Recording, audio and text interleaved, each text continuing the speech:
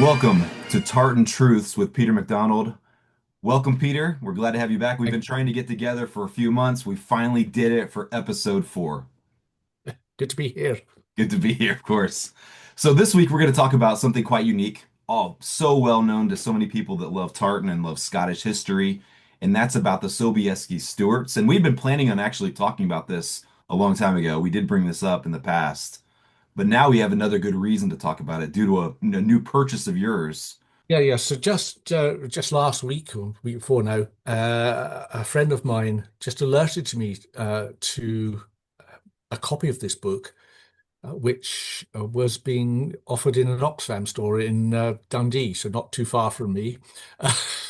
So go, oh, well, that's an unusual place to find this book. So this book, published in 1842, the first book to have tartan pictures in it, tartan plates ever published. Um, It included a whole load of new then tartans, so a lot of the sort of lowland tartans, Maxwell, Lauder, things like that, first appeared in that. Many people regard all those tartans as a forgery. They are a forgery insofar as the history behind them, the alleged history behind them, is demonstrably false. But in terms of historical tartans, they are as old as quite a lot of the clan tartans people now wear. Things like Mackenzie, well, not quite as old as Mackenzie. Mackenzie's a few years older, but some of those other tartans from the early 1800s. Actually, this book, although published in 1842, the unpublished version, of which there is one copy, is 1829. It's in the Royal Collection.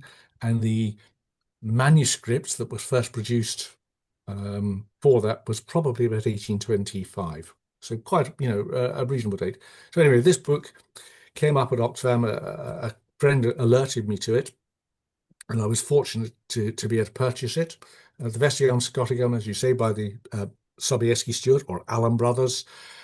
It's not just a book of tartans, but it's also got various historical notes in it and some of their musings. Whilst they are regarded as charlatans, they were actually very good historians. Learnt Gaelic, learnt to play the pipes, did a lot of work on Gaelic etymology and things like that. So there's quite a bit of historical research behind it. As I say, the problem with the book is the alleged provenance based on a non-existent 16th century manuscript from the Scots College in Douai in France. But in terms of a publication, a wonderful book. As I say, the first book published on tartan, and to own a copy is just phenomenal. I've known about it, worked with it for 40 years in my role as a trustee of the Tartans Authority, but to actually own a copy is just phenomenal. Yeah, it's got to be It, life-changing. it needs some work. I mean, the spine has broken, but all the pages are still sewn, so I just need to get it that bit resorted, rebound. But yeah, a phenomenal find and something I would never expected to have owned. Was the name of the previous author inside the book? The previous owner, no, but I know I was contacted or on Facebook by someone who it was her grandfather's. So he Oh, was fascinating. quite well known in the sort of early tartan research periods of the early to mid 20th century. Wow, that's great. So yeah, but it just shows you go to a thrift shop and you never know what you might find. That is a fact. That is awesome. What a great find. So these Sobieski Stuarts, they kind of get a bad rap, it seems like, through history, or at least through modern telling of history.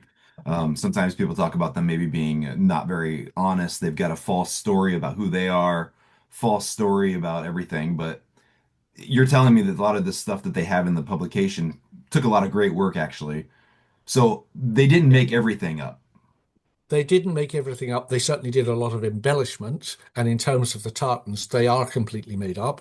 They took a number of existing tartans, so for example, Royal Stuart, and another one might be Gun, both of which are Wilsons of Bannockburn patterns from the late 18th, early 19th century, and just did a whole load of variations on there.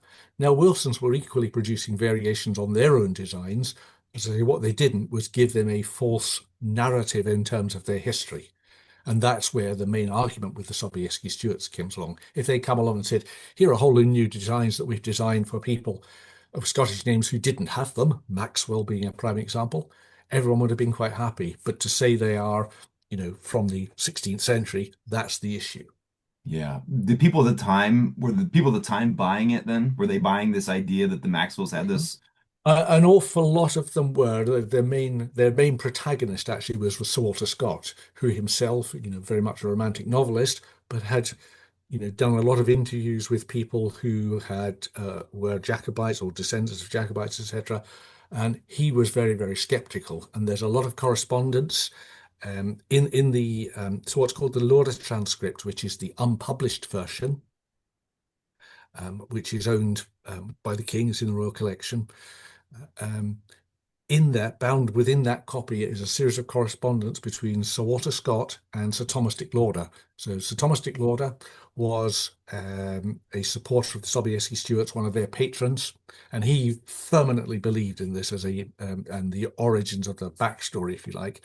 And there's the whole series of letters between Scott and Lauder discussing, the veracity of the book and the designs and the history. And Scott was absolutely not believing it at the time.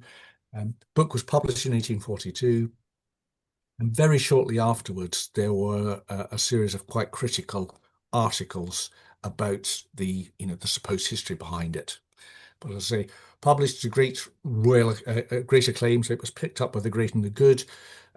Queen Victoria loved it, etc. There were a number of tartans in there which were deliberately targeted towards the royals in order for their brothers to ingratiate themselves into that society, and to reinforce their backstory that they were the illegitimate descendants of Bonnie Prince Charlie. So we have the Duke or Prince of Rothesay tartan, for example, later picked up by the royal family. We have what was essentially the dress Stuart tartan, to which the brothers added a red line, and they called that Royal Stuart, but which later then became Victoria, when Bilsons of Bannockburn patterns, etc.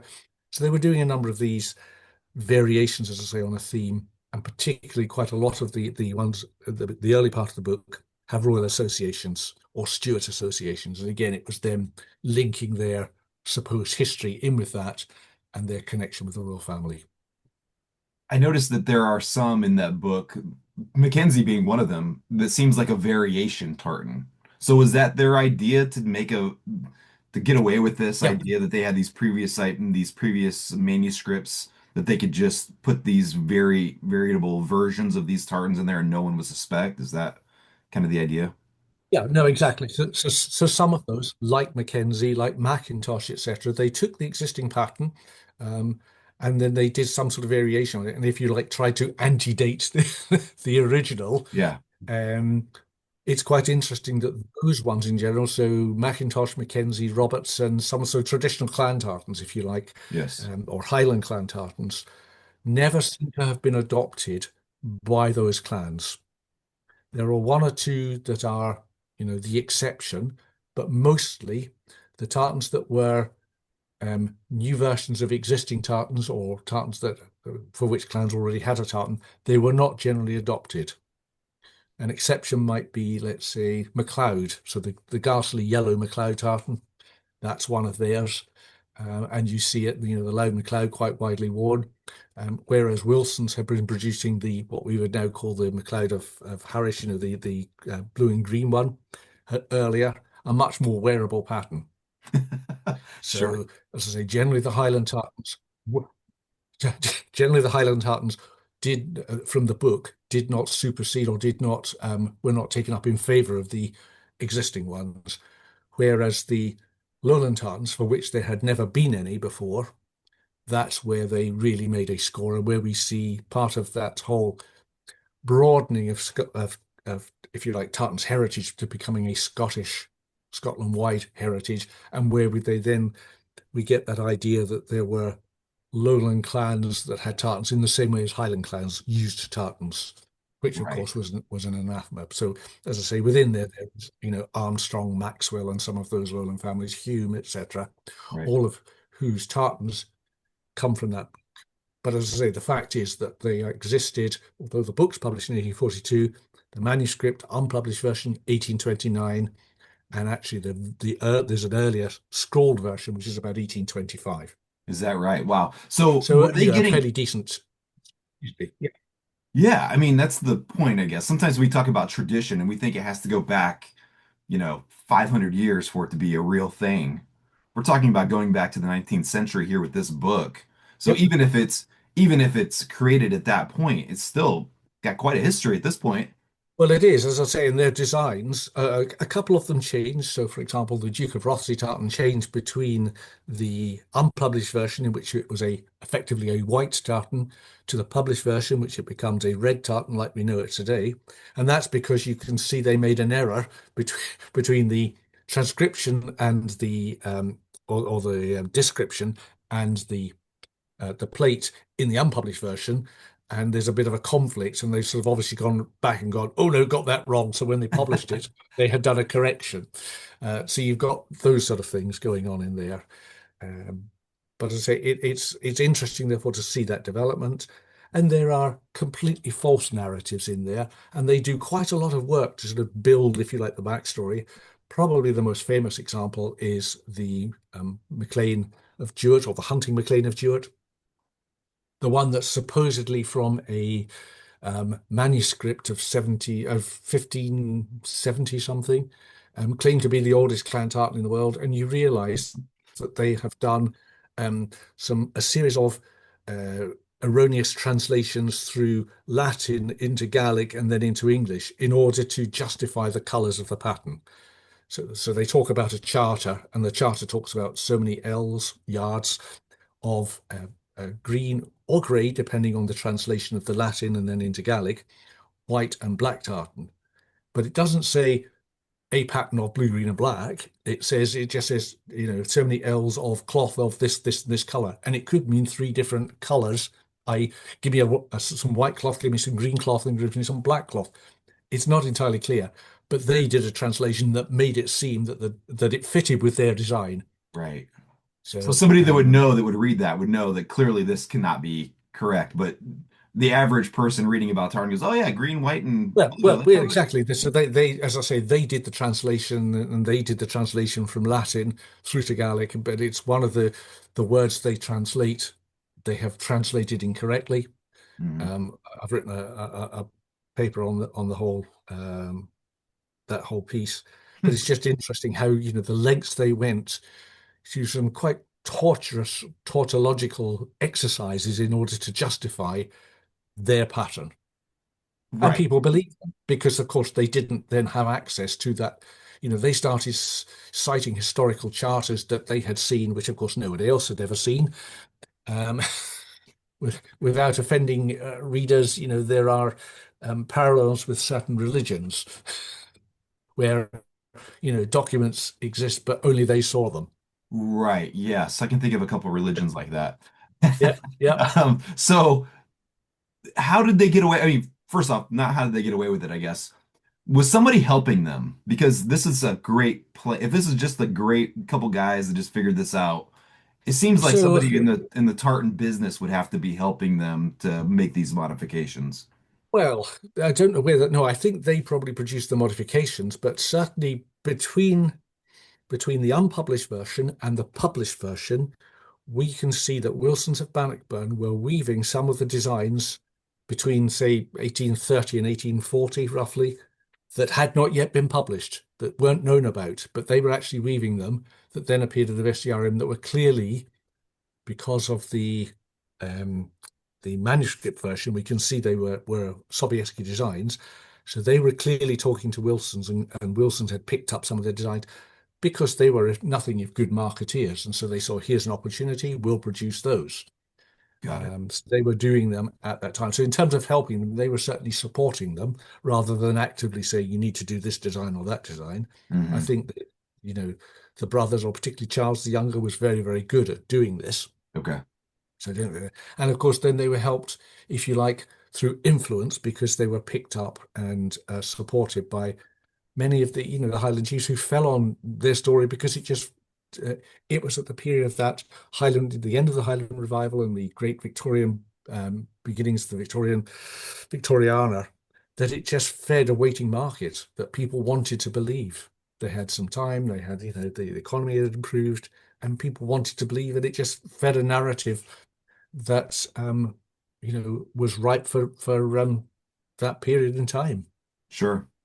So that certainly would help, people be more interested in having a Yep. kilt or wearing a tartan or whatever. Did they get pushback from any clans for the things that they were saying? Not that I am aware of.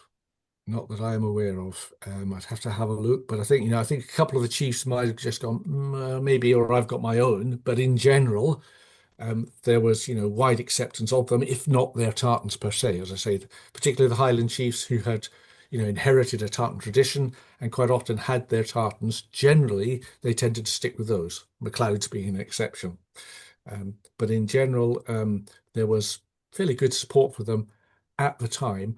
Although, if you read some of the sort of social comment, there were a lot of people who questioned the validity of their heritage, shall we say. But at the same time, Fraser gave them a hunting estate on an island in the Bewley, and they were quite well supported for a while. Why do you think it took them so long to get the book produced? Because there's some thought that the king's visit to Scotland, I think in 1822, Yep. maybe helped them realize that there was a market, but we're still talking about 20 years later, We essentially, are. this We volume's are. published. And I guess, I mean, I don't know, so I'm only theorizing here, Sure. but if you look at the unpublished version, which just had hand printed plates in it, um, by the time we get to the published version, where the plates are ruling pen, it's almost like a lacquer type plate, very, very high resolution. Clearly, the quality of the book that they wanted to produce, with a lovely Moroccan bound leather um, cover, etc.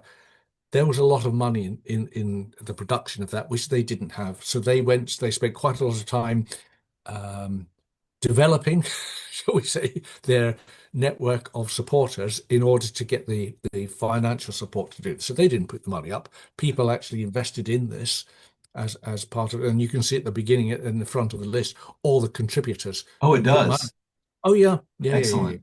So I mean, there is you can get it online on one of the free internet loans. There's the whole digitized copy, Yeah. and you can see in there the list of all the supporters who put money into it.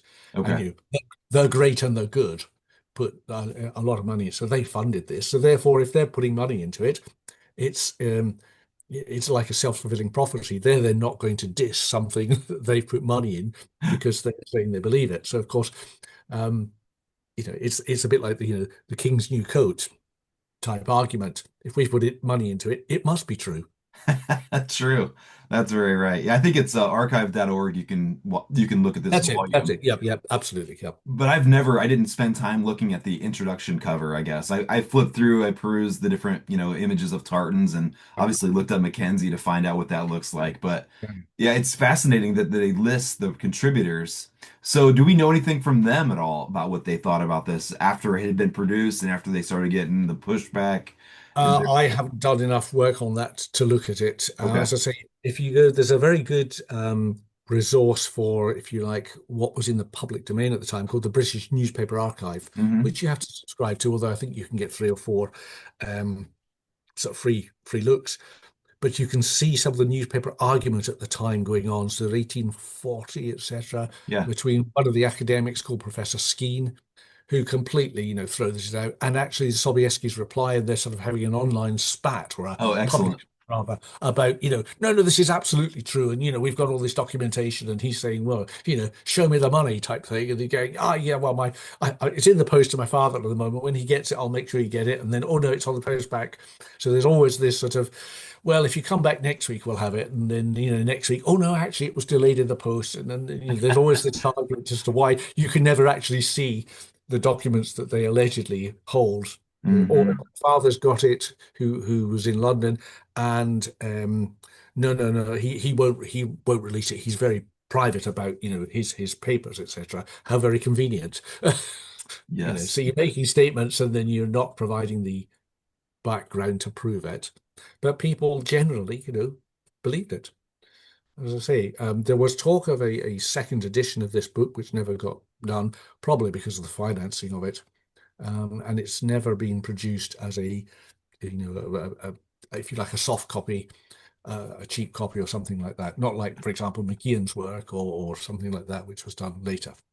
Yeah, it's such a treasure though. I mean, Oh, yeah, it's got yeah. infamy, but it's also got a great amount of tradition and things that we love that's Scottish. What Well, has been I was saying, what what's missing? So I've been fortunate to read and photograph the Lauder transcript as well. And what's wonderful in that is that each of the plates or introductions to the various clans, they then do little hand drawing idioms, which don't appear in the published version. So, for example, under the gun tartan, right at the top, you've got the gun name, and then either side of it, they've drawn little cannons and wheel locks and things like that. As mm, this was a personalized copy, and for hay, there are some haystacks and things like this, and it's just a wonderful little bit of personalization, which yeah, never made it to the printed version. got it. That's pretty cool. Where do you say you can find that? Wait, it's in the Royal Library in Windsor. Okay. Because I So think I've seen images of these before. they have published, there are two images online through the Royal Collection of individual pages, but the rest of it has never been, it's been digitized now. I was able to um, encourage them to do that because it's the only copy that exists and Sure. it hadn't been done. But I know that His Majesty was quite interested, in this whole history and the fact that it was the only copy. I was able to encourage them to digitize it. So at least within their archive, it is now available. Um, you know, heaven forbid there was a fire or something like that, it would be lost Sure. forever. So that's Right. now, preserved for posterity. Since you've had now you have a physical copy, does anything strike you that didn't strike you before in going through the digital copies that you've seen over the years? Um, well, as I say, I've had access to the printed copy as well. I mean, with my Tartan Authority hat on, we own two sets as well. So, given Sure. in mind that were only 50 published, I have seen or know of about 10 copies that survive. There will be others as well, but most of them are in museums or, etc. No, I mean, the first thing that strikes you is just how heavy this tome is. Uh, I mean, it's folio sized and it's probably 4 inches thick. It is a massive tome, and just Yes. so heavy it is. You can look at it online, and there's nothing quite as validating, if you like, as looking at the original thing. The principal difference is the online scan version. All the tartans are at the end, and all the text is at the beginning, Mm, whereas they are all coherent, if you like, consolidated in the book. So when you go to Mackenzie, you've got the text, you turn over the page, there's the plate, exactly. rather than having to go to all right to the end to see all the plates and then thinking, oh, now where's the text? And you've got to go and find it. They're all in a logical order. Got it. Okay. Um, so Interesting. it's just going. And the other nice thing about this copy is that, and I think it's the guy who I know did own it at one point, there's a whole load of notation against some of the individual plates, clearly by someone who understood something about tartan. So he's making references to what the proper thread count is, or taking thread counts for them. Or Mm, if there's a note in the Duke of Rothesay tartan about who the current Duke of Rothesay at that time was, etc., etc. So they're nice sort of little anecdotes within the book itself, which is one of the things that, for a historical piece, gives it its real value. I mean, it's like finding an old Bible where someone's written things just in the margin type thing. sure. So I need to spend some time going through those. But as I say, I've only had it for about 4 or 5 days. So it's been where we are in the year. I might take it away for Christmas for a little light reading. A little light reading. You have to get a new suitcase for it, Yeah, probably. yeah, yeah, yeah. Travel Light with being the operative word. it. Has anybody found over the course of the last couple hundred years any tartans from that era that are their tartans? Or Uh, kilts, I want to say, or Uh, anything. so, so there's the one that comes immediately to mind is in the West Highland Museum at Fort William. There is a kilt in the Duke of Rothesay tartan, which is said in the acquisition notes to have belonged to them. Okay. Whether it did or not, I guess we'll never know, but it is certainly Wilson's of Bannockburn cloth. It's a massive set, and it is roughly contemporary. I would say it's pre-publication, so it sits between the unpublished version and the published version.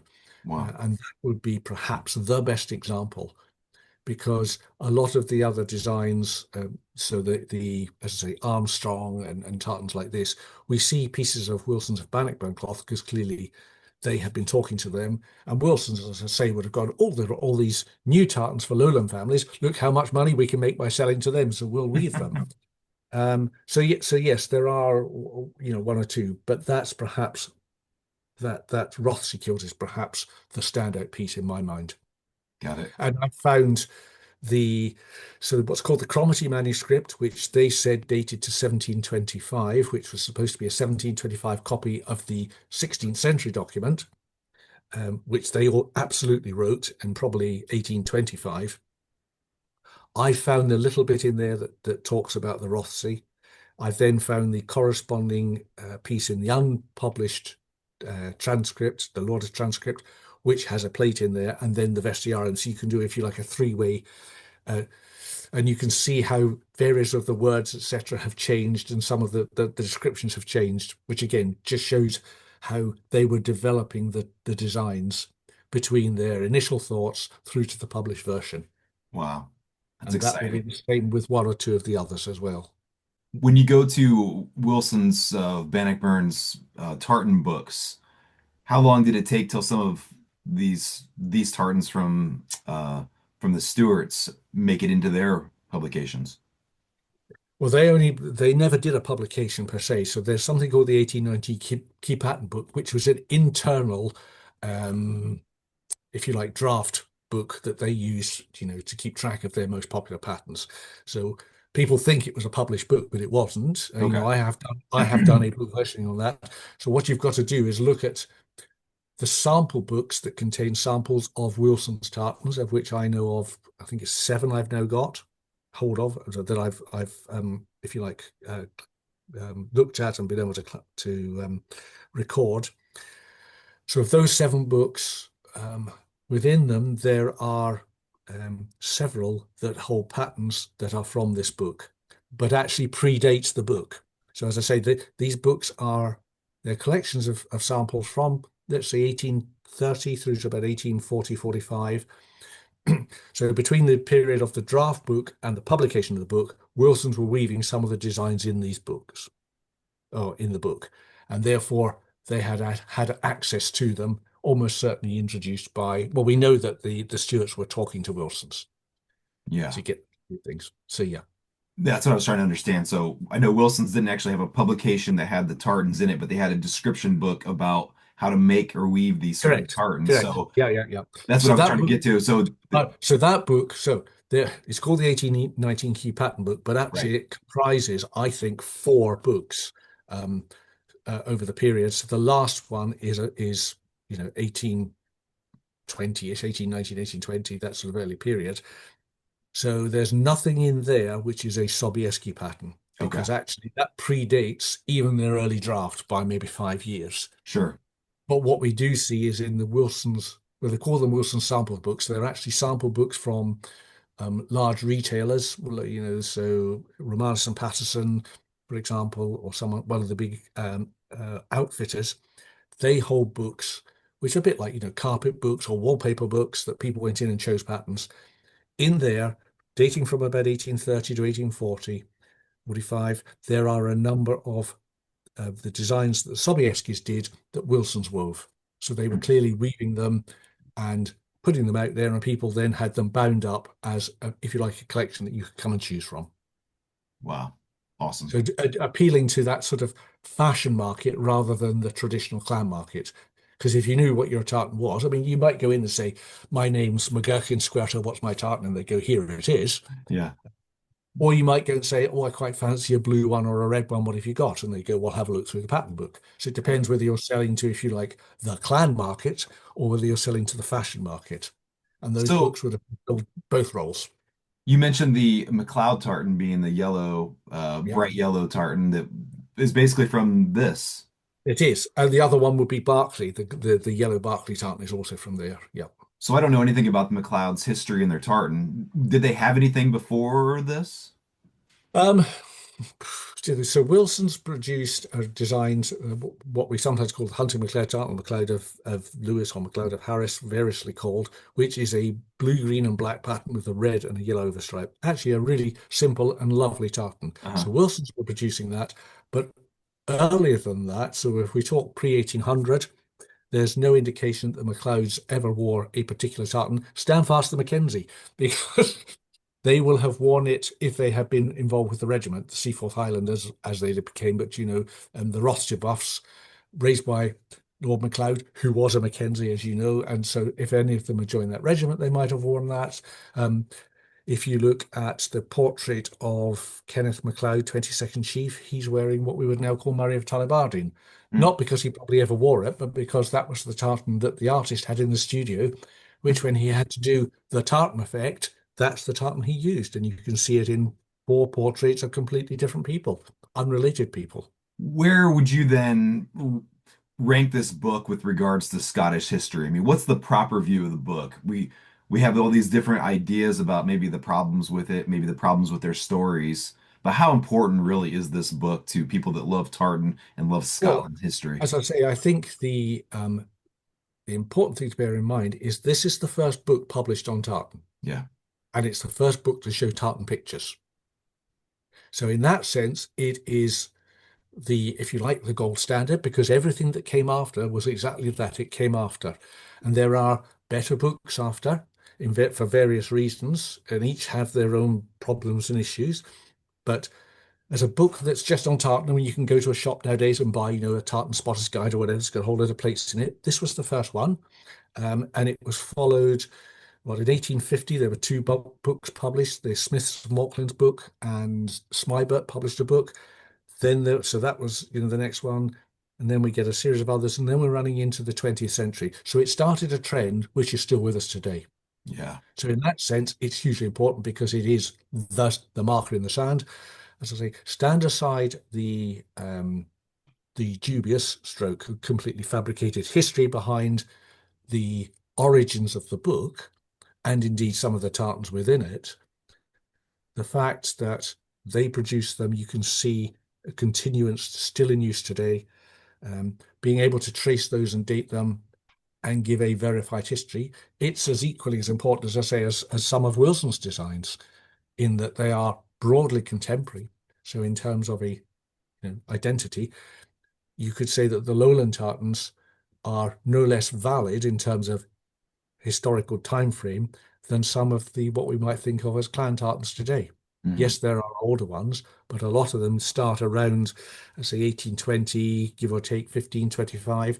Right. That's exactly the time frame from which their concept of Yeah. this book, and if you like, the unpublished version exists. Yeah, I So think. it's understanding that and putting that in context, I think, is what is really interesting as you start to delve into this. Well, this has been a great discussion. What a wonderful find that you have, Peter. Thank you very much for sharing it with us and sharing this information. It just seems fitting that you actually have your own personal copy, actually. Yeah, and I'm delighted to be, if you like, I say the owner, I am the guardian of this copy until, whoever has it next. And that's the important thing about such books, so few of them. We don't own them, we are the guardians of them, custodians of them The for, custodians of them. yeah, for Yes. future generations. Great. Well, thank you very much for your time this week, and we are going to come back with more episodes of Tartan Truths. We've got discussions coming up on royal tartans and the registering of tartans, things that we look forward to talking about. If there's something that you want to hear about as a listener that we haven't discussed, please reach out to us, and we'd be happy to do that. You can follow us on Instagram as well and Facebook. Peter's always available on Facebook. A pleasure, and have a good Christmas and New Year, everyone.